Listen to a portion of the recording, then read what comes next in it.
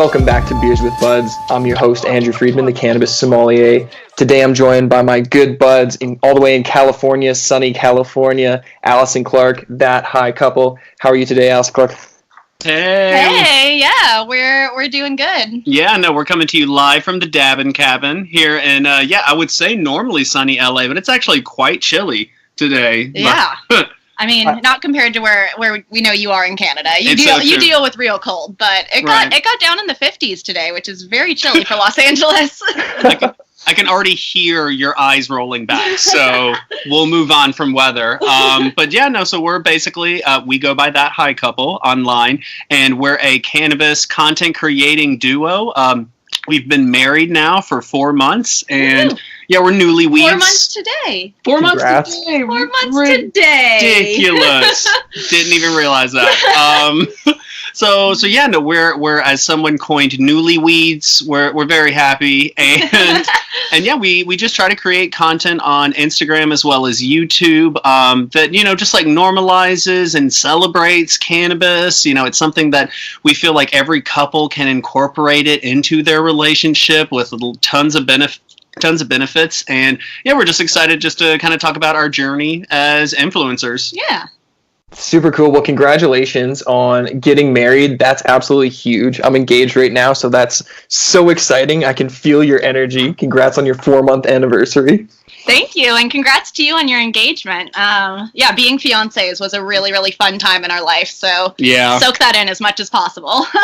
Well, I was trying, but Sarah's like, I really want to get married. Like, don't let it drag on too long. Like, I can only be a fiancé for a year and a bit. I'm like, okay, it's game on. So yeah, November 13th this year. Oh, yay, you set a date. That's awesome. I love it. We also got married in the fall. I feel like that's such a great time. Mm-hmm. So congrats and stuff. Yay. Yeah, that last few months it gets really exciting, and I feel like it's one of those things that it felt like every day was just like a puzzle that you worked on it, but the puzzle never got completed until I felt like the last week of it. It's fun. Yeah. We have 2 wedding planners. I'm pretty removed from it. We're going to Jamaica. Did you guys have a cannabis wedding? I kind of saw that you did. Tell me more about your wedding. I want to know all about it. Oh, thank you. I was about to say, that's one of our top 5 favorite topics to go into. Alice, you want to talk a little bit about our wedding? Yes, our wedding, our magical day. Yes, we incorporated cannabis minimally and kind of behind the scenes in our wedding, just because Clark has a big family all from Georgia. I also have a brother with 2 young kids, and just the family dynamics and the day of having open cannabis served at the wedding wouldn't have gone great with everyone that we're only seeing once or twice a year at family reunions, and it's not quite worth rocking the boat to bring in cannabis. But we did work with G-Pen, one of our favorite vape companies, to do custom engraved G-Pens for all the groomsmen. So cool. That's cool. It had everyone's names and stuff on it, and yeah, I feel like out of all of the weddings that I've ever been a guest to, or the few that have been groomsmen in, you're normally seeing personalized flasks and little toiletry bags, but when they each had a new vape pen, they were just so blown away, and the fact that G-Pen hooked us up with some clementine cartridges. Yeah, clementine cartridges for herbology. So that was a lot of fun. The groomsmen enjoyed that. We also had our own G-Pens too that we were puffing on kind of behind the scenes. Got some great smoking pictures, but it wasn't like a full-on cannabis wedding as it could have been, but it was still the perfect day for us, definitely. Yeah, cannabis was the special hidden guest. Exactly. The VIP guest that not everybody knew about. So true. I love it. And it's so cool to hear you talk about the cannabis that's available to you in California, because cannabis laws in Canada are so weird. We can only have legal dried organic plant matter. We can only have stuff to roll, and it's all terribly dry because it's so old. So I can't wait for the day G-Pen comes up here and can bring clementine cartridges. That's yes. Oh yeah, the California cannabis scene is it's magical. It really is. I used to think that LA was only on the front lines of fashion and stuff. I was like, oh no, trends start on the West Coast, but I'm like, oh no, all the weed trends are starting here now, because this is just it's happening. I love it. We went to an event recently that I was like, okay, this is going to be the next level of events. It was a yoga brunch that infused like vape pens into it, so that Alice was doing like these downward dog moves while also hitting a vape pen like out in the like West Hollywood Hills. Like I was just like, yes, we're now getting there. The future is now. Yes. But That's I mean, excellent. California in itself is a wonderful little bubble. But unfortunately, with like so much of the rest of the U.S., you travel outside of California, and it's a whole nother story. Whereas I got to congratulate you and your country in Canada for really blazing the trail and being one of the first. Like modern countries exactly to fully legalize. I still think, while it's still, like you said, the rules are a little weird and the laws and it might not be great, it's still just so crazy that, just right. North of us, it's legal for just such a vast literal area of space. Right. The Great Dank North. Exactly, the Great Dank North. It's all there. You'll have to come visit and I'll show you the best of it. Yes. Oh, I'm very excited. No, we need to do like a cannabis ambassador exchange. Like if people can do foreign exchange students, I need to go to Canada. You come to SoCal. Let's do this. Yes. I'm in. International Cannabis Ambassadors Association, the ICAA. Love it. Boom. I can already see the T-shirts. It's born. Perfect. Trends start in California, so you're in Hollywood. Make it happen, I guess. Freedman did a really cool event, a really cool cannabis event, and you've been getting to go to even more of those crazy events. How often are they happening, or how often are you being invited to these big cannabis-centric parties now?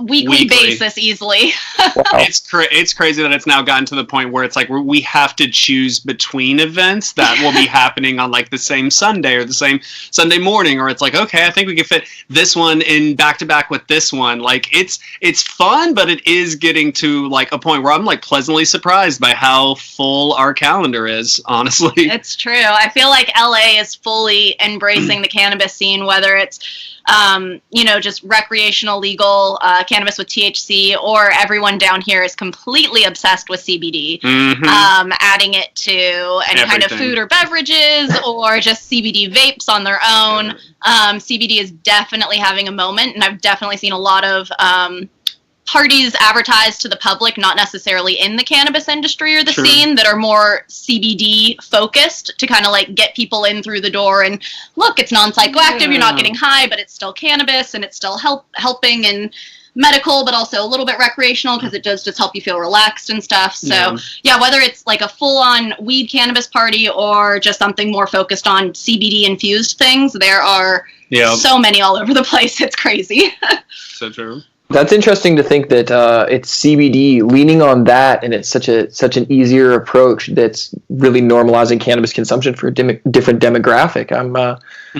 That's really cool to hear. And again, one of the weird things is like we can't have a CBD isolate or anything like that yet. Hopefully, it'll be introduced in this year's law. But going forward, I'd love to see restaurants like that. But you have so many cool pop-up events, and there's people cooking with cannabis, and I see people actually working with cocktails and creating different there's such a big edibles market, and I saw some of the proposed laws up here that you won't even be able to have artificial sugars or any kind of sweetener in an edible, which really limits kind of the possibilities. It really does. Yeah, so much of the edibles out here are just straight candy. Yeah. Just candy and sugary sweets. And also this is going to be the first year that we're seeing like cannabis lounges and actual like brick and mortar establishments that are going to have infused kitchens and infused menu items and public smoking areas. It's true, and like that's what we're looking at for 2019 that we're just so excited about. Wait. And that's going to be a big thing in Hollywood this year. When does that start? Because I need to be in Hollywood, obviously.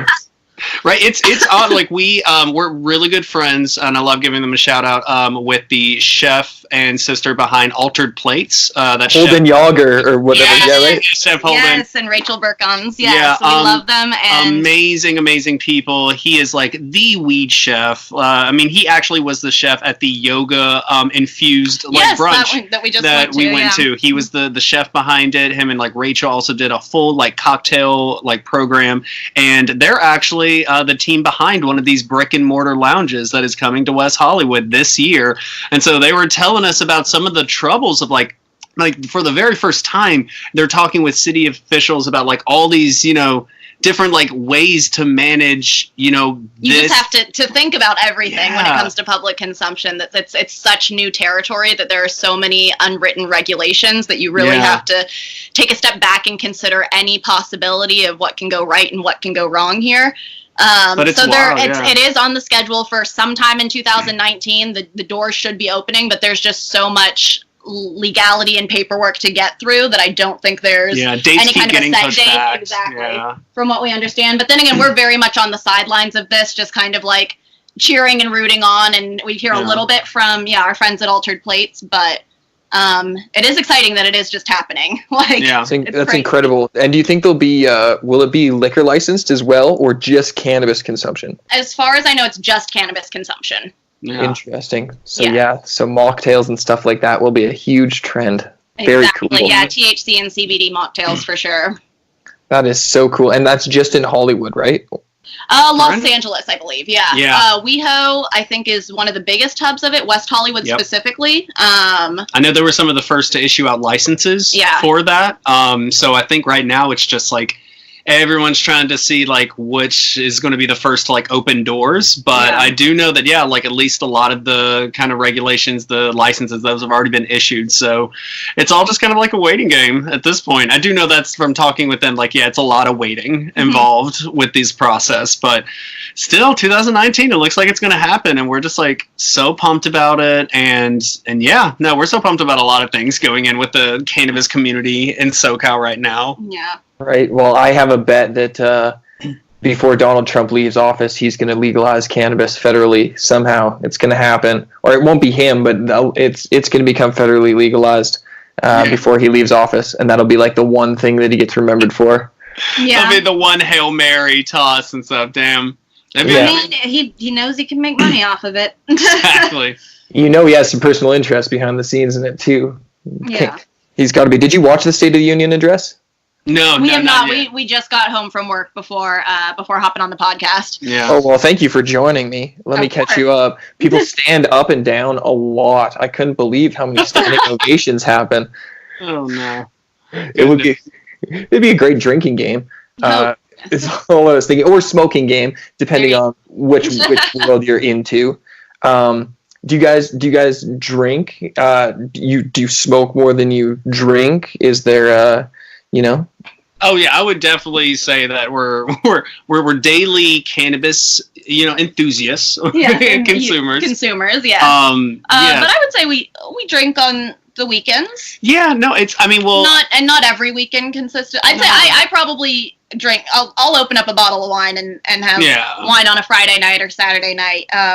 But Clark, you more drink if we're like going out to a bar and going to like meet friends more in a social situation. Yeah, and I feel like Andrew, like we're at least similar in that when I was 18, 19, I like went to bartending school and I was like, no, I want to know so much about this thing that I would just like got super passionate about that I was just like, oh yes, I love how it brought people, just drinking in general, bringing people together, and I loved being the guy in college that could whip up a cocktail that no one knew the name of. And then when I moved out to like Los Angeles, I felt like so much of that energy and that same passion, that same curiosity that I have for things that I'm interested in, I just like put all that energy into cannabis. So like I still have that background, and I love whenever I can like meld like both of those worlds of utilizing, the bartending skills with the like cannabis events and stuff. So yeah, I don't know. That's where that's awesome. We definitely enjoy. Yeah. I've seen you drink some wicked tiki cocktails. I love tiki cocktails, and you're kind of the right spot for them. Okay, that is our absolute, out of all the bars, if we're like stuck in a city and we don't know where to go to, like we'll look up where the closest tiki bar is for sure. It's such a fun like home base. and we love just good like rum juice drinks. I love anything with a lot of citrus, a lot of juice in it, and that's so easy. Just start or end the night with the tiki bar. Oh yeah, and I love killing a punch bowl with Clark too. We went to Palm Springs sometime last month in late December, and they have 3 tiki bars in Palm Springs, and we did have fun bar hopping from all of them, from one to the other, and we got 2 bowl drinks. I think out of the 3 bars, we got 2 bowl drinks. So it's a team effort. Yeah, it's a good time. Amazing. And is there a good tiki bar in Los Angeles that you would tell people to go to? Yeah. Yes, I'd say if you're in Hollywood, check out Lono. Lono. Lono. It's right on Hollywood Boulevard. It's way fancier than a normal tiki bar. It is, yeah. It's not a dive bar. They have really good drinks. It's a very good atmosphere, but the only downside is that their actual bar is not that big or that long or has that many seats, so it does You're kind pretty of much fill getting up a quick. table. You pretty much have to get a table. Yeah. But there's also Tonga Hut in North Hollywood, which has a sister store or a sister bar in Palm Springs. So, and that is like classic, old school tiki dive bar. All the fun, actual tiki mugs. They have bowl drinks. They light them on fire. It's fun. I love it. So if you were to do like a date night, we're starting at like 5 o'clock, early Friday. What would be the date night? Where would you go? You're going to be home by midnight. Oh my god, love it. I love it. Great I feel question. like I have so many things already coming to mind. But I know we pretty much would start in Hollywood, starting near Sunset and Vine. I mean, we start with dabs in the cabin. Let's start with like home base. Gotta get high first. Gotta get high first. And then, you know, if you're lucky like us, then you can like take a dab and then get one of these electric scooters that are literally out our front door right now. Like, we're one of those people that just like has a bird hub of like, we just wake up to 4 electric scooters sitting on the curb. So I'm like, okay, it's kind of nice that we can just like hop on one of those birds to like any kind of nearby Walk of Fame hotspot. So for us, that would be like going to Amoeba Music Store, like near Sunset and Cool. I'd say if it is like a perfect date night, though, we do love going up to the Hollywood Bowl and catching a show there. We've seen several great concerts, and even if there's like not a band playing, the LA Philharmonic does really dope symphony orchestral concerts. Yeah. That's really great if you're just high and sitting in the back and tripping out on some dope classical music just being played live in front of you. So, and it's nice. Yeah, we're definitely bird distance from the Hollywood Bowl, so we can hop on a scooter, go up there. I'd say there's a really good local pizza place called Pizza Romana that's like our favorite Italian, except that it closed. Local. Yeah. No. Oh yeah. Local. Yeah. Just local go get a pizza. And then, you know, our favorite, because I feel like I wanted to begin and end this conversation with one bar recommendation. That's our favorite. I was getting there. Yeah. Exactly. It's our favorite go-to bar in the city, and I feel like for a date night, like nothing beats it because it has a little bit of mystery and a little bit of like cool vintage class. It's called Sunset and Vinyl. And it's on Sunset and Vinyl. I love it. It's on Sunset and Vine. Which is the easiest way to remember it, and it's one of a number of speakeasy style bars in LA where the entrance is hidden. But I love that, like, so many other places it's just like a super gimmicky like entrance where it's like, oh, it's obvious that it's like through this would-be garage sale, whereas this one in Sunset Vinyl, you walk through this pizzeria and then you walk to like the back corner near like the soda machine. There's just an unmarked staircase that you just take the staircase up, and then like right above the pizzeria is just like a 20-seat bar.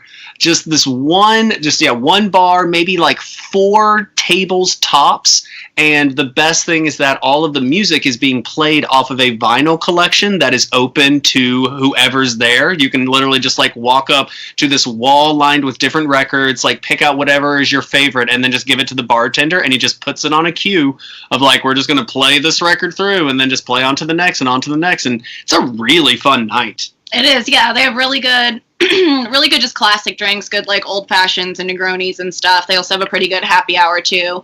I like that they have Angry Orchard on their menu as well, so I can get a cider. But it's cool. It's just it's pretty dark. It kind of feels like a little divey and stuff, but it's filled with like cool antique furniture. All the chairs are like, I don't know, kind of old and funky, and there's like, you know, old. I feel like I'm just saying everything is old, but it's cool old. It's hip. What's old is new now. Stuff everywhere, cool picture frames of shit. It's got kind of a hipster vibe, but like a cool hipster vibe. And it's nice that it's like a hidden bar, so nobody really knows it's there. So true. Although we've just given the secret out and blown it.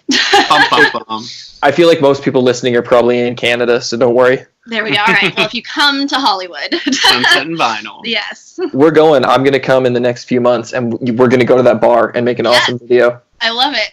Hell yeah. It's a date. Yes, I look forward to it. I'll bring Sarah. Yay, it's a double date. Dang double date. Dang double date. Love it, love it. So you hopped on the podcast right away. Did you have a dab or anything to smoke before you came on with me? Feel free to smoke the entire time. Yeah, to be totally honest, we've been sneaking hits off mic here. You might have been able to hear a little bit. Real careful. Going, but yeah, we've been real careful listeners will hear the sound bubbles of our little dab raid. Yes. Dab raid going. Yeah. That's fantastic. We've been lightly token through it. Right. We felt like this was the kind of podcast where we could get comfortable with you. I love it. I love it. Yes, well, it is Beers with Buds, so just, hanging out with my buds, having some buds. I'm having a beer, but, not everybody has to have a beer. I want to switch directions and kind of ask you about your YouTube presence, because I know that High Couple wasn't the first YouTube kind of try. Am I right? Oh, that is right. That is such a. I was like, oh, that's a question that I know you've done some research. Yeah, good research. Good on you, Andrew. We started. Honestly, our 3-year YouTube anniversary was February the 1st. Like all these anniversaries happening. But no, so February 1st, 2016. Yeah, we launched YouTube as High Hipsters, and it was just pretty much the same idea of we're just going to vlog our adventures through the cannabis community and do product reviews or also tutorials. That was something that we really have always been passionate about, of just any kind of how-to videos. That there's just a lot of people that are curious on YouTube. Yeah, teach beginners. Yeah, teach beginners, and it's okay. Intimidating way. That's So normalizing it and stuff. Yeah, that's I basically make the tutorials that I wish that I had growing up with cannabis. Exactly. And so we've kind of we've evolved in 3 years time from High Hipsters to that High Couple. Once we realized that we wanted just to make so much we wanted to really bring our relationship, I feel to the forefront. That it's just no, we aren't just people are asking, okay, hipsters, but how are you related to each other? It's no, we're a married cannabis couple. We are, we try to live up. We're trying to that high couple. Yeah. And I feel in 3 years, I love that we've had a lot of really great opportunities with just different brands and companies. We presented awards at the High Times Cannabis Cup. We've been on social media panels and it's been a really great, wonderful adventure that I got to share with my now wife for every step of the way. Yeah. That's so cool. And when did things start? So how old is that High Couple specifically?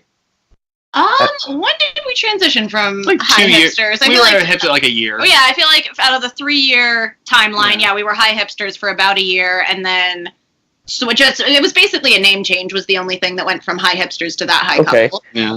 And how did things start happening? Because it sounds like you got to present awards and all these things. just as influencers, did brands start reaching out to you? That's really interesting. I feel through YouTube, it's I don't know. There's a lot of people that watch YouTube and consume it, but there's not a lot of people that actually turn the camera on and are willing to create the content themselves. So I feel I don't know, we've always been drawn to being creative and working together and being able to put those efforts into something that can actually come out to the world and affect people and engage with people and stuff. So I feel the fact that we're so passionate about cannabis, we knew that we could do a YouTube on this because it's basically just hitting record on what we're already doing, and we can be passionate and authentic, and then just keeping up a regular schedule was something that grew an audience and was able to show brands that these people are serious about doing it. It's not just they went on a fling and made a video a couple times and uploaded for 2 months and then just kind of dropped off out of nowhere. So I feel really just being consistent and truly trying to be our authentic selves and exactly, share all that with the world just has connected with people and connected with brands. And I love it. Connection and consistency. Those connection and consistency. There we go. The two. And a quicker answer, yes. Yeah, but because really it's been building those relationships and just being able to prove to people that you have the follow through of doing it. And it's also something that we never tried to lose the fun aspect of creating content. Like I know I was, I got interested with film like early on, just as like, filmmaking. And that was something that I studied in school, and something that, it brought me and my friends together. Like every time it's like, oh, this is the kind of like weekend thing. This is what we're going to do, is going to make some films, make some projects. And then I moved out to LA with those same kind of like video production ambitions. And in that time, like, Alice and I, we actually have like worked on a separate like web series where I was the director and writer for it, that she was the director of photography for. Like we've made other like short films like way before even launching a YouTube channel, just because we like making videos. Yeah. But then once I feel like the biggest shift from like a filmmaker to a YouTuber is you have to ask yourself, what can you do consistently? Because of making a web series, that took like 9 months. I felt like we were like giving birth, and at the end of it, you're like, okay, that damn web series. Like how much benefit do we see out of 9 months of our life put into this web series that like didn't really make any kind of splash at any kind of community? Whereas the biggest benefit with YouTube is that it's the connection immediately of, I'm going to put this video out into the world and it's going to find an audience, and you build an audience around the community, not around the hype of what the project will be and what the GoFundMe should do and like all this other stuff. So yeah, and then for us, it was just going back and asking like, okay, so what are the things that we're most passionate about that we could make an endless supply of videos for? And cannabis was the thing that was just like such a beautiful, obvious answer. And then, like as me coming from the East Coast, like I kept seeing myself at events that like I couldn't believe was happening. That I was just like, I cannot believe that I'm smoking in public, like around people at these events, and I'm just talking openly about like all of these like weed products and new inventions, and going to expos and just like real people here. So I was like, I just kept thinking like, oh, we have to make vlogs about this. Like to me, that was the launch of the channel. Really was like, oh, I need to show people these adventures and these events that we go to. That's awesome. How many videos did you make before you started seeing like constant subscribers? Like I feel like I'm kind of at this tipping point where I'm starting to see like constant subscribers every day on YouTube, and I'm seeing more comments, and I'm seeing quite a bit of watch time. What do you remember that moment? Yeah, no, that's good. That's a good question. Yeah. Yeah. I want to say it's what really helped us was figuring out that, because we did a lot of event coverage, but then we started doing tutorials and how-tos, and we started finding a lot more new people because they would just be using YouTube to search those things. Not everyone is searching for like a vlog from the next weed event. They might not even know that it's a weed event that's happening, but maybe everyone's looking for like how to roll a joint, or even like for you, like how to pair wine with weed and stuff. And so yeah, I felt like it's once we started like making like that kind of content, I felt like it was maybe like a year into it that we really like had total number of videos. I mean, we were doing at least like 2 a week. Wow. So I mean, we're talking like easily like maybe close to like 100 some odd pieces of content or something before we, before I felt that we found like, okay, like you said, a consistent an audience of like, oh, okay, cool. Now we know like who we're trying to tap into and how to make content that like, can bring and build a community. Totally. That's super cool and funny, because I found that my cannabis and wine pairings were extremely niche, and the cannabis and craft beer pairings didn't get many plays. And it was how-to videos that brought tons and tons of people watching to my channel. I guess we're giving away the secret sauce right now. Yeah. But no, I feel like, hey, anything that can help someone in their content creation journey, because I feel like the thing that people are like totally misunderstand about being a YouTuber, or even having a YouTube channel, is that everyone thinks, oh, well, like I want to, have a weed couple channel, but that high couple, they're already doing it. It's like, no, there's so much space. Like, you want to make a YouTube channel with your wife or your husband about how much you love weed, do it today. Like, just join the community. I feel like it's not a competition, it's a community. And totally.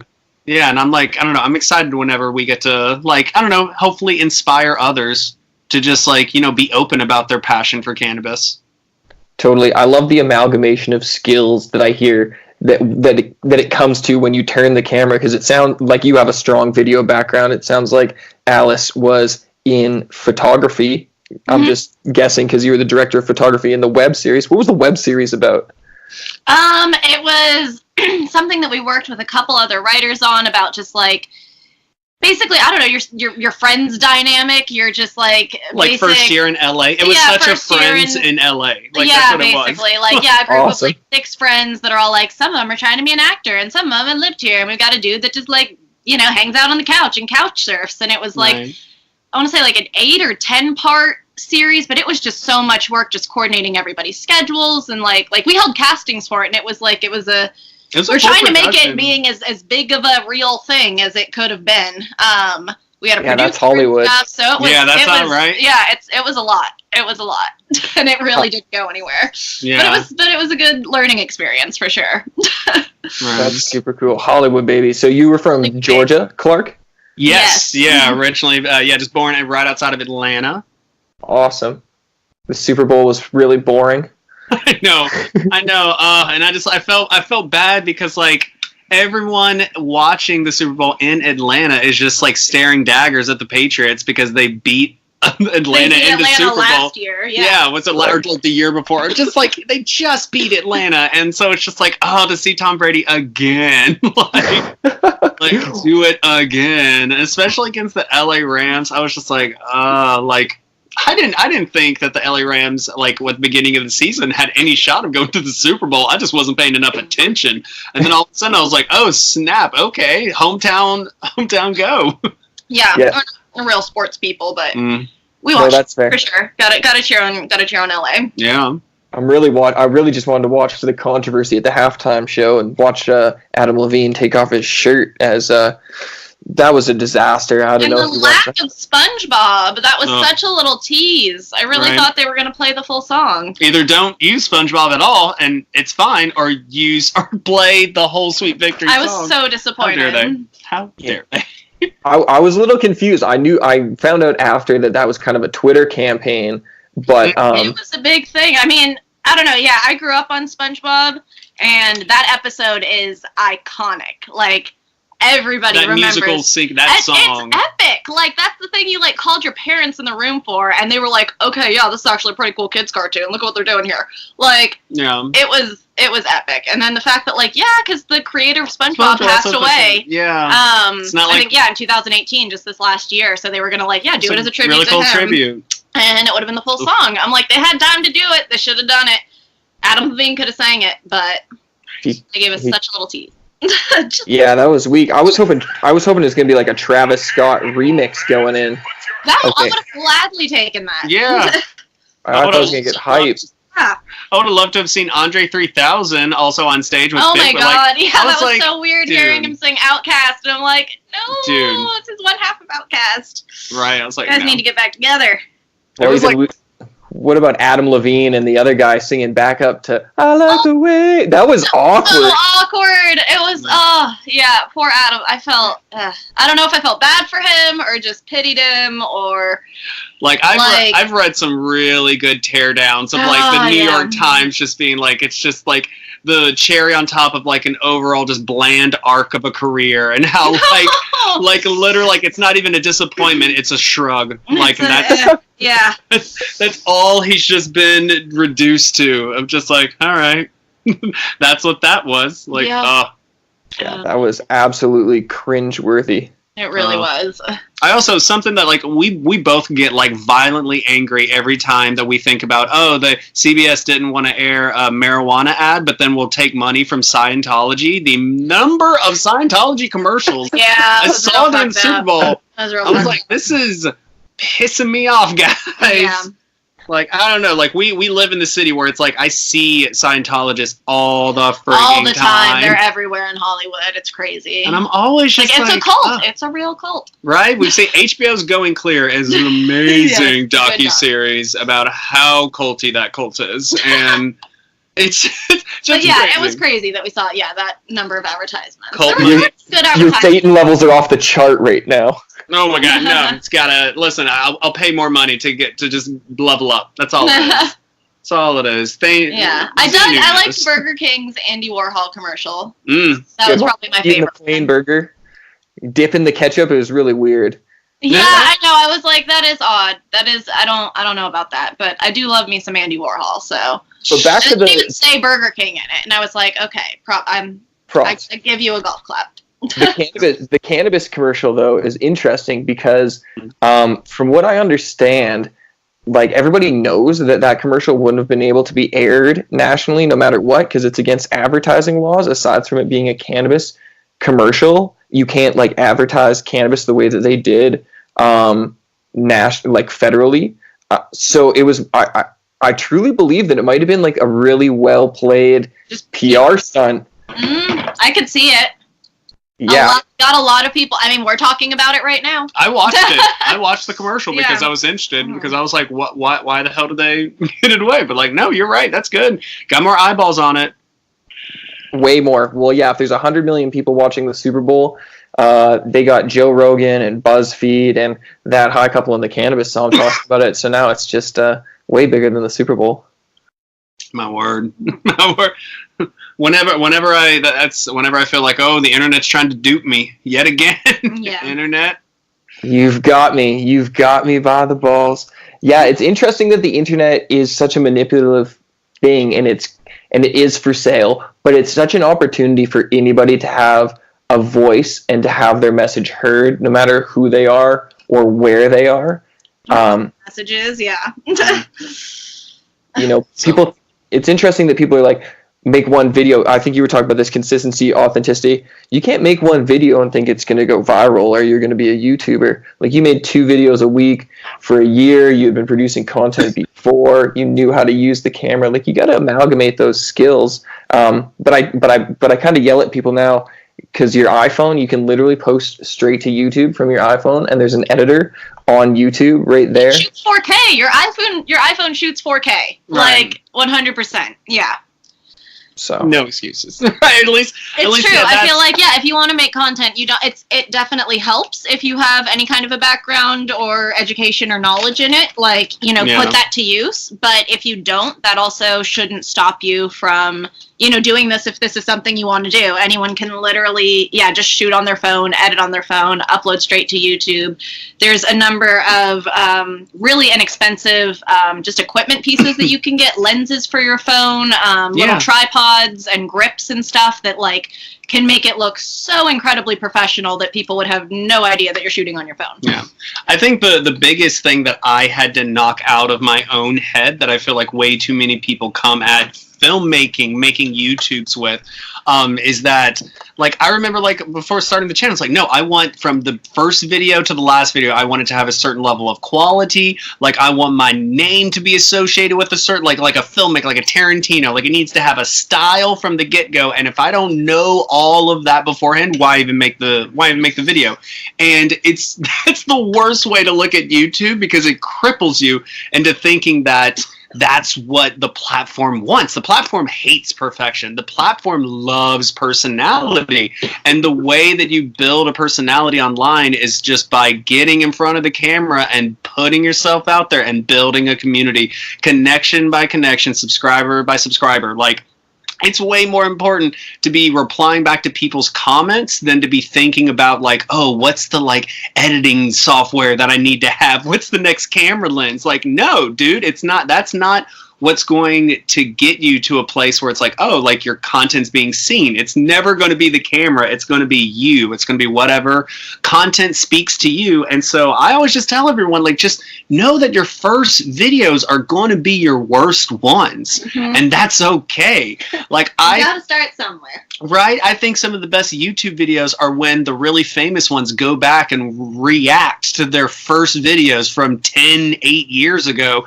And it's entirely different because it's the whole channel has evolved and they've evolved as creators. And so I think it's more just about if you know you want to be on this journey, then just get on board. Like, just don't, just you'll figure it out as you go along, but just, commit to, okay, I'm going to put up a video a month, a week, every, twice a week, whatever your commitment is, and just start there and just see where the content goes. Because I feel like what's really fun is that people forget how much influenced by the people watching it. We've gotten so many good video ideas just from the comment section and from people telling us how we can make the channel better, that it's a very different thing than like, okay, I'm going to write a script, shoot a video, and try to get it like seen by other like filmmakers. It's like, no, you're just like putting content out there and just trying to connect with other real people. So it's I don't know, I love that about YouTube. It's very different, but yeah, anyone interested in doing it should just know that everything that you need to do it is already in your pocket. So just start. Yep. School of YouTube, and your phone is not a toy to look at pictures on. Yeah. That's awesome. I love that it was like, as I hear you talk, it's like the School of YouTube, I talk about it a little bit, that traditional education almost framed this idea about what you wanted as a cinematographer, videographer, and it was once you broke that barrier and just started making the content that things started happening, and it was a real a different progression. That's super cool. Mm-hmm. Yeah. Totally. Yeah, just doing instead of learning. Not that like I love learning, I love like studying and researching and everything, but I feel like you learn so much just from actually putting stuff out there. Yeah, making mistakes and stuff. Mm-hmm. More content. I think that's the lesson for everybody going forward. People's time is only going to be given so easily for so much longer before people realize that their phone is a tool, and the more content you can make today, tomorrow, is going to change everything going forward. What are your plans for content for this year? Is it the same? You're vlogging it out. You're showing off the cool parties. You're doing your live streams every Thursday, or is it Tuesday in the Dabbin Cabin? Right, I love it.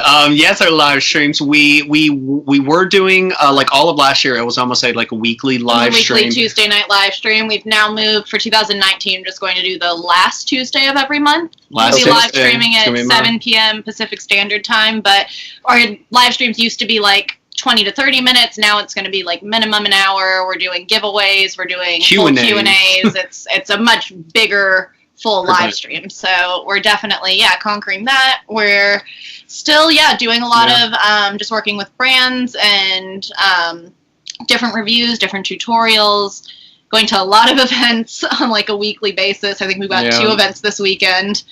I know. I think that's the most fun. Yeah, just for the channels that like, we don't even know fully like what kind of videos are going to make this time next year, because there's going to be events, there's going to be invites that we're going to get, and we're going to be like, I love when we get reached out by products. We just shot a video for this grow pod that I never knew existed before, but it's just like, oh, it looks like if IKEA like invented a grow box. Yeah. And I was just like, oh, cool. Like, yes, this is a product that I didn't even know that I wanted, that now I'm excited to share with our community. Mm-hmm. So yeah, I feel like it's really our plan is just to stay tapped into the community and just kind of like see, what topics, like where it kind of like takes us from here. Yeah.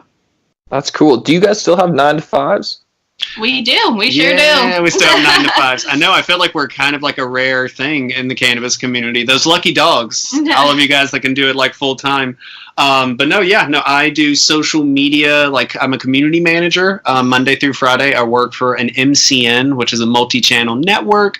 Basically, what I tell my parents back in Georgia, it's like I'm an agent for YouTubers, pretty much. Cool. Yeah. Look me up.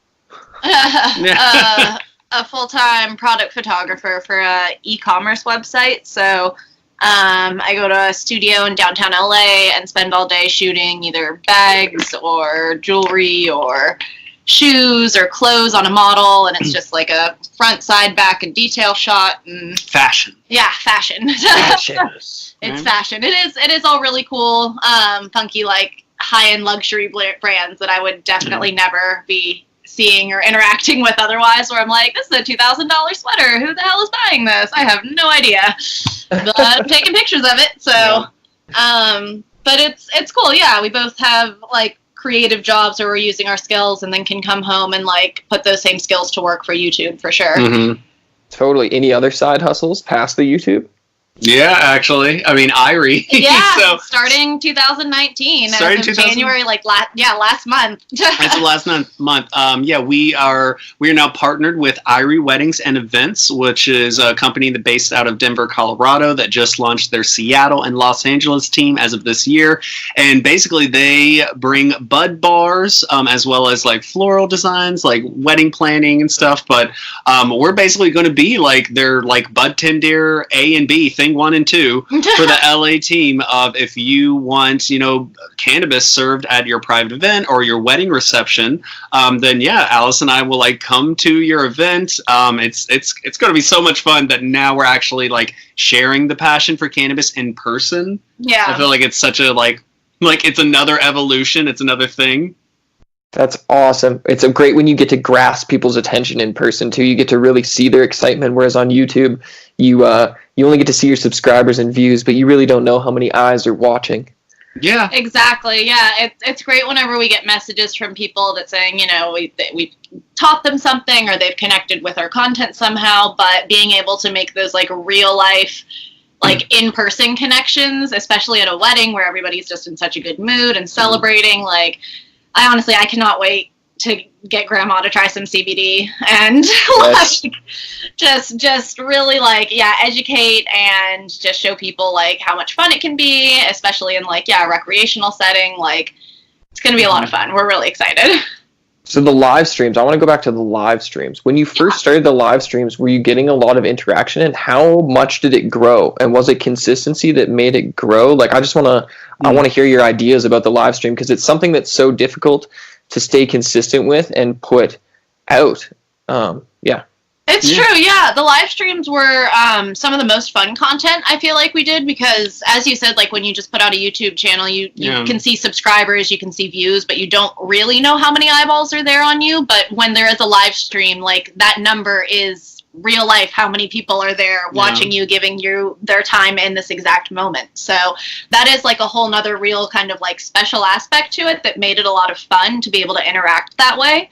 I feel like we always pretty much had a pretty consistent we called the series Tuesday Night Dabs, so that in the name you like got it every Tuesday night. We're gonna be on camera, we're gonna be taking dabs, we're gonna be smoking, we're gonna be doing something, but there will at least be, it'll be Tuesday night and it'll be dabs. Yeah. So but I feel like for us, like because you're putting so much time and attention into like what other topics you're gonna be making for other videos, that like the live streams you want to like purposefully leave vague. You want it to like, we would maybe say, okay, on this live stream we're like either showcasing one new strain, we're like smoking a bowl of this, or we're doing like a little fun weed game or a challenge. But it's like our last live stream was just talking more in depth about how much cannabis we smoke or consume every single day, every single week, on a daily basis, and on a weekly basis, And so like I feel like the biggest the consistency with the live streaming was really the biggest thing that helped like build, like you said, that kind of maintained an audience. But it is something that like, I mean, shoot, we've been doing it for like 3 years, and already at the end of 3 years, we're like, we need to pull this back to like a monthly thing, because versus a weekly thing. It can be difficult, and it's something that,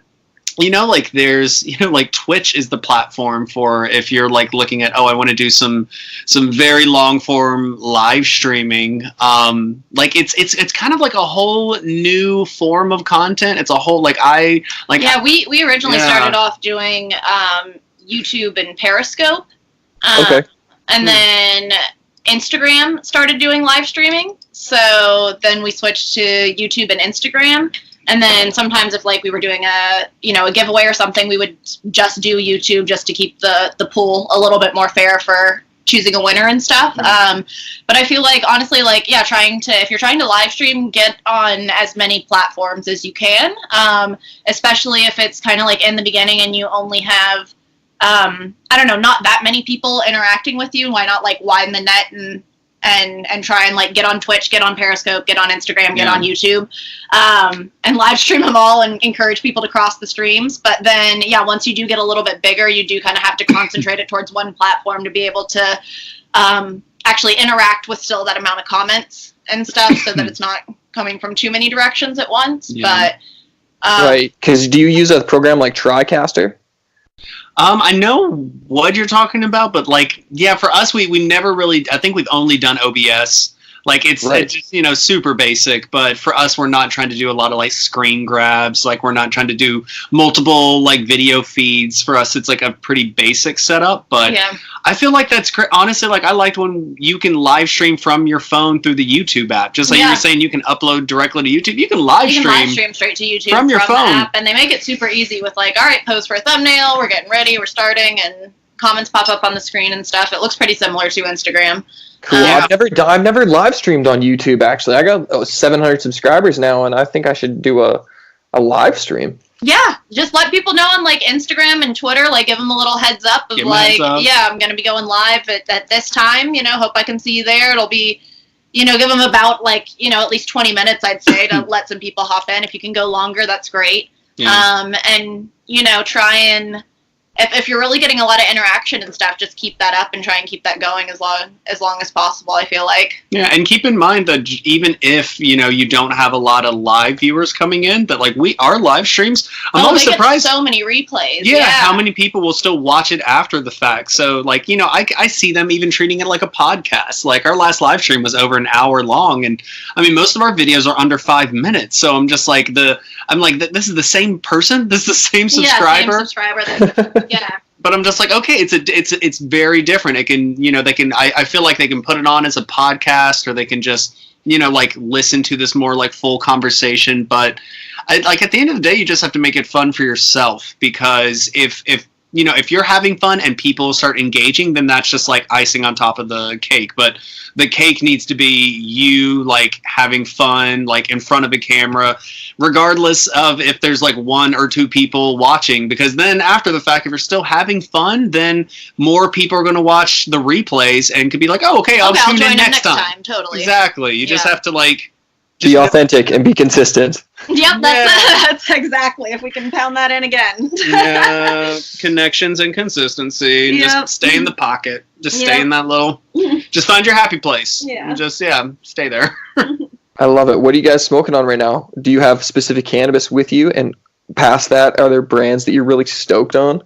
Oh, I love it. Yeah, great question. Right now we are dabbing on some Ogre OG. Ogre OG from Down to Dab Extracts. As well as some Sour Diesel. I love when it's this kind of like, I think it's a caviar consistency. It's such a, not quite shatter, not quite like cake batter. It's almost like a sauce, almost like that sauce consistency. And we have an e-nail, which I love, that we've been able just to like take dabs throughout this conversation without the annoyance of a blowtorch lighting up like every single time. And we also have some cannabis. Yes, I've got Trainwreck cookies here from CH Farms. Ooh. God, yeah, this is so dank. So dank. Right, I want to do like, what's that ASMR? Just like that's the sound of the weed smell. That container, yeah. Right, just filling the room. I'm also really excited. Brands we're excited about. We've been smoking a lot of Lowell big fan of Lowell lately. Yeah. They have really, really cool fancy pre-roll packs with really good packaging, and you open them up and there's like matches in all of them. Mm-hmm. Like there's a bowl. Bowl dude. It's cool art on the front of it. Yeah, they're really consistent too. Lowell. We're also we just got a wonderful Valentine's Day gift from Bang Chocolate. Chocolate. And we're doing, depending on if this comes out before Valentine's Day or not, we are doing a giveaway with them right now where people in California could win Bang Chocolate. But it's really good, just infused. They're all like 100 milligram bars, but it's just really, really good. Like real cacao chocolate, not like Hershey waxy stuff. Yeah. I don't know. I'm high on them, but I'm excited to eat those edibles. That's going to be good. Yeah. Also friends with Cushy Punch and Cushy Vapes and we got we some good CBD products from them that we've Yeah, we've been getting into riding on that bandwagon, that CBD bandwagon. It's fun. A lot of people got on it quick. Yeah, exactly. It is. I do see the benefits, though. It's nice. At first, I was a little like, what is this? It's weed, but it doesn't get you high, but I get it now, and I like it. As the price plummets, too, it's so much more accessible. It really is. And at least, in all of the United States, it's great that 2018 they legalized the Farm Bill, which made hemp legal nationwide, which means that CBD is at least hemp-derived CBD is legal nationwide. So it's accessible to anyone in the United States, which is it? I gotta ask this because I thought that CBD was still a Schedule II drug, and even though you can have hemp-derived CBD in legal or medicinal states, in a state like Georgia, correct me if I'm wrong, I'm pretty sure they're still completely illegal. That you couldn't get ascertaining CBD was still like a crime.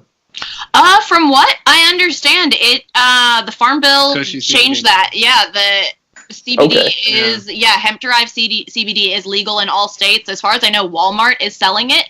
Wow. And it's it's corporate, and it's nice. At least in Los Angeles, there's so many different brands because it is the green rush out here. There's so many cannabis brands, so of course there's a bunch of CBD brands, and they all seem to be pretty medicinally focused and pretty about the plant and keeping things pure. But it seems like in the rest of the country, it has gone a little bit more corporate. But you can order CBD off Amazon. You can get it at Walmart. You can. Yeah, wow. It's totally accessible to anyone in the United States. So Trump kind of half already legalized cannabis. It's baby steps. Right. It's definite baby steps, yeah. Is there a limit on, when you see a CBD product in Walmart, is there 100 milligrams in it, 200 milligrams, 500 milligrams? Is it just say hemp-derived something on it? Yeah, it would definitely say hemp-derived CBD. I don't even think it would be 100 milligrams. I think it would be less than that. I think you're looking more at 10 to 20 milligrams in a bottle of something that's a tincture. Yeah, that's what we're seeing more is that people are they're using it as a wellness factor. It's just use CBD. It's just an extra, as an extra daily supplement kind of deal versus an actual full medical prescription medical this is the cure for what I need versus this is more a daily add-on sort of thing. So it's more 10 to 20 milligrams. However, you can definitely find 100 milligram stuff here in Los Angeles. Is there a limit on how potent an edible can be in Los Angeles? I know there is a limit. Yes, it is 100 milligrams is the limit, and it needs to be broken up into 10 milligram doses. Right. Whereas before, you could get 1,000 milligrams. There was one Corova brownie. doing 1,000 milligram black bars before it was recreationally. There was legal. golden times. Whereas now it's you can get 100 milligram bag of cookies. And it's 10 milligrams, and it's 10 milligrams per cookie. Or the chocolate bars is 100 milligrams in the full bar, and then they can be broken up into 10 milligram pieces. Yeah. It is unfortunate if you were a medicinal patient in California and were really big on using edibles in a medicinal way, and now before you could eat literally 1,000 milligram brownie and get all of that in one sitting versus who's going to eat 10 100 milligram chocolate bars now. That's just not really doable. So that is one of the downsides, but at the same time, I don't know, it's all baby steps towards a bigger legalization. That's the same proposed law here. A couple steps back to go forward, Yeah, I feel you. You guys have the Wild West. It's still kind of the Wild West out there. It's been so regulated up here in the Great White North, and edibles again aren't legal, but they're proposing that you can only have 10 milligrams in an edible per package. So package, wow. Yeah, and the only way you can have more would be if it's in a liquid tincture, but there has to be a dosage limiter in said tincture. So. But correct me if I'm wrong now, there aren't any laws against, if you were to infuse your own butter all and good. Bake your own cookies and brownies. Yeah, right. That's good to go, right? Yeah, you just can't sell them to anybody. You just got to share them. But yeah, you're all good. You can share them with friends, but you can't make any profits off of it. Exactly. But now we're at a point since legalization October 17th where you could have grown, every person in the country except for Quebec has the right to grow 4 cannabis plants at home. So people could be harvesting their homegrown cannabis at this point. Okay. No, that's funny. We actually we're first time cannabis growers actually as of like this weekend with like 3 plants of our own. So do you find, are people in Canada taking advantage of that legality now that they can cultivate at home? No, I don't think so at all. That's a shame. I think a lot of people will try this summer. Like, the reality is, out my window, it's literally minus 30 degrees right now. Oh my goodness. Wow.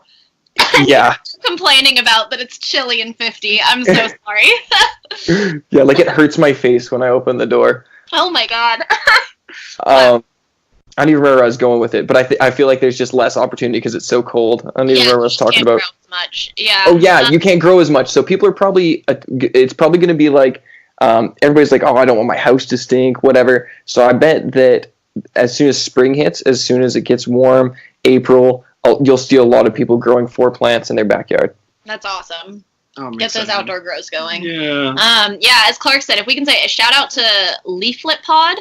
Actual like a Canadian company. Oh yeah, they are based out of Vancouver. Yeah, it is the coolest. Yeah, if people want to check them out on Instagram, or like we will have a vlog coming up soon. Mm-hmm. The coolest looking grow pod I've ever seen. It's like 2 triangles on top of each other, and it looks like an alien egg. Yeah, we just call it our little egg in the corner now that's just growing our little pot babies. It's like if Andy Warhol got into, like, it's so mod looking, and I love that it's just this very simple setup of like 1 light unit, 2 fans, and just the pod itself is basically just this white, really durable material that you can just snap together. It snaps together without any tools or at all, in order, like, nothing necessary to build it.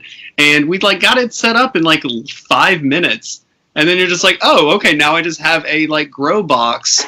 That'd be time to grow some weed. Exactly, it's cool because in California with the legalization, we're allowed to grow anyone can grow up to 6 plants. That's 21 and older. So I'm excited to be taking advantage of the laws. Not that, I mean, we were both medical patients, so we could have still done it before, but I'm excited to be growing. Yeah. It's going to be fun.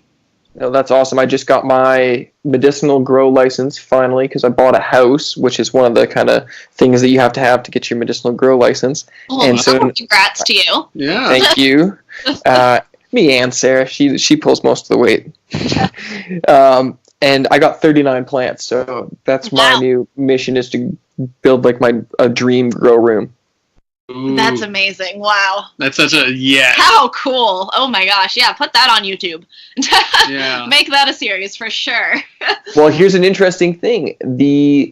I guess the build should be made into content, but the actual genetics, you're only allowed to procure them through like legal, we call them LPs, licensed producers. Okay. And these people were able to grandfather in their genetics when the ACMPR passed in 2014, which is like the Access to Cannabis Medicinal Patients regulations. Anyways, so there's only like X amount. It's like 50 or 60, 70 strains that are actually legal to ascertain to grow. And all these LPs have had to share their cannabis between them. So the one illegal thing is actually getting the genetics that I want to grow, even though growing the cannabis is legal. Wow. That's such a crazy, weird black hole loophole. Like, damn. Right, and it's not illegal to sell the cannabis seeds at all, right? That's totally legal. But it's as soon as I germinate it, it's again now an illegal cannabis plant. It's so backwards. Wow. That's so weirdly specific. Right. Here's another kicker, just while we're on it. If you're allowed to only carry 30 grams of cannabis anywhere you go, but you can fly with it. You can go anywhere you want with your 30 grams of recreational cannabis. But if you bought a sealed 30 grams of cannabis and the cannabis you bought was seeded, each seed counts as a gram. So if your cannabis is seeded, you could then be charged with a petty fine for just buying cannabis from the store. Or just having extra seeds in it and not realizing they're in there. Yeah, because you're not allowed to open. Another crazy thing, the bud dispensers and the cannabis retail stores are not allowed. You're not allowed to open the containers. Like, nobody's allowed to look at anything, and you're not even allowed to like purchase the cannabis and then open it so that the person there can see what it looks like or smell it or anything. Yeah. So there's never any accountability there. So weird. We at least have like tester jars, like just like, you know. Yeah, you can at least like you're not opening the glass jar that you are taking home with you, because that is normally factory sealed, but there is jars. At least a showroom like tester jar that is open and you can smell it and see, you know, the same buds from the same grow are going to be in the other jars. So totally. Yeah, but wow, that's a trip. Yeah, that's a trip. Well, they have some presentation buds, but there's a whole bunch of rules where they have to be leashed and locked, and it's really hard to actually change the samples out through like regulatory things. But where I live, I'm just south of the Rocky Mountains, the Canadian Rocky Mountains, and it's literally like 0% humidity here, so cannabis just dies. Yeah. Oh God. Yeah. So these presentation containers, the samples they're just nothing that you actually want to buy. That's so funny. Damn. Oh well, I guess that's just how it goes. Cannabis can only get better and things can only change. California, it was almost too good to be true, and then they took a lot of that away from you, but I'm sure slowly but surely we'll get to a place where it's good for everybody. Alcohol's so normalized and it's such an easy thing to approach now, so it's so true. It's everywhere. Like, how many bars did you tell me about, right? Yeah, exactly. Yeah, like it's gonna be so phenomenal when like we can have the same conversation in like less than 10 years about like, oh, have you tried this smoking lounge? Have you been to there? Like, oh, have you tried the CBD oil like aperitifs at this spot? Like, oh, it's happening. It's happening. Soon, because there's no lounges going on anymore now that the Hitman coffee shop is closed, right? Yeah. Currently, not as far as we know. But things are changing. Things are this year. Right. Exactly. We're excited. Yes, hopefully. Okay. Well, on that note, do you have any parting thoughts for everybody that ended up listening all the way through?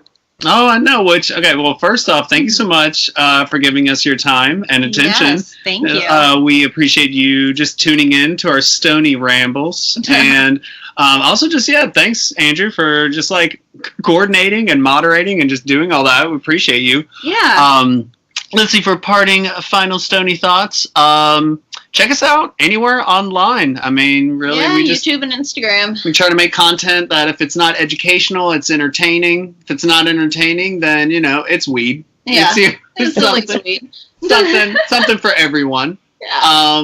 And then like if you dig us, we'd love to subscribe, follow. We do like exclusive content on Patreon. Oh yeah, that's another thing we're ramping up this year. Yeah, Patreon is that, that's which I love as just a platform in general. I'm a patron to a few other like influencers and content creators, and it's just like a way to, it's like, oh, you like someone more than just subscribing to them. You can actually like donate any amount of money that you want to them. That goes in, like, all of our Patreon money goes directly back into like film equipment and just like doing and getting like, I want to get the next like Final Cut Pro like version and stuff. So I'm like, okay, like all the Patreon money's going to that. But no, we're just excited to just be in it. Yeah. Yeah.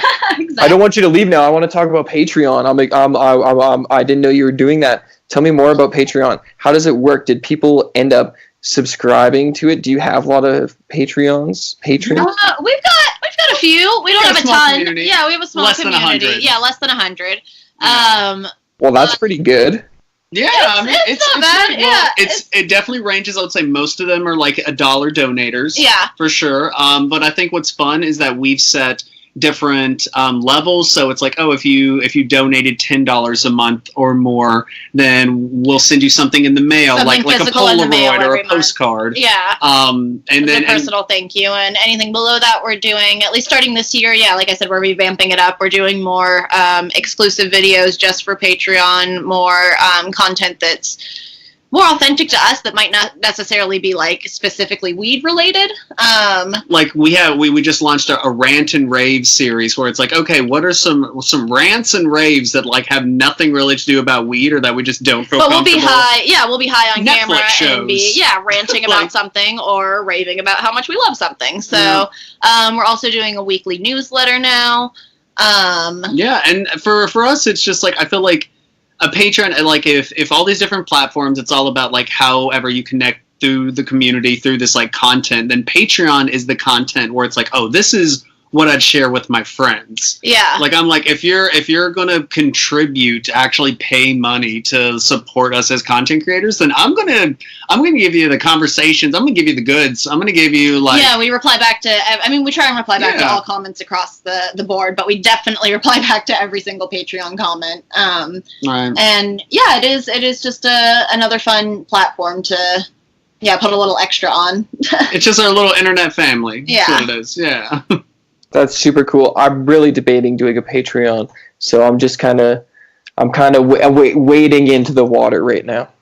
Yeah, no, I feel like, yeah, I fully support anyone that like uses Patreon and like finds patrons, because I don't know, just have fun with it. And I feel like as long as you kind of know, you know, what value or whatever you want to like give back to the patrons, and you know, and it doesn't have to be anything more than like your thanks and stuff. They could just be supporting your journey. But yeah, I feel like it's always weird for someone like in the beginning to be like, oh, I'm asking internet strangers for something, but you, as long as you're confident that like, no, I'm having fun with this platform, I am giving something back, and yeah, so that's what like gets us going, is that we're like, oh yeah, let's like rant about something that has no place on YouTube, but like, no, this is something that we can just be totally ourselves in front of the camera, and anyone that like likes us enough to donate will like get to see, you know, just that added video. I love it. What really grinds your gears? You talk about the rants and raves. What would you rant about right now? I remember the first rant was just a bad hotel experience is all. But yeah, so there's nothing really nothing really ranty right now, but it's also like, oh, just tune into Patreon for more. Yeah, subscribe to Patreon to find out. Yeah. Ooh, that was the teaser. Laid it down. And they can find you how? Plug everything one more time before I let you guys go. That High Couple across the board. YouTube, Instagram, Patreon. That High Couple. Yeah, trying to make it real easy for you guys. Yeah. I love it so much. Well, thank you so much for joining me today. And I look forward to seeing you both when I get back to California. Sounds great. Thank you so much for having us. It's been a great sesh. Cheers. Cheers. Cheers. Later. Later. Bye-bye.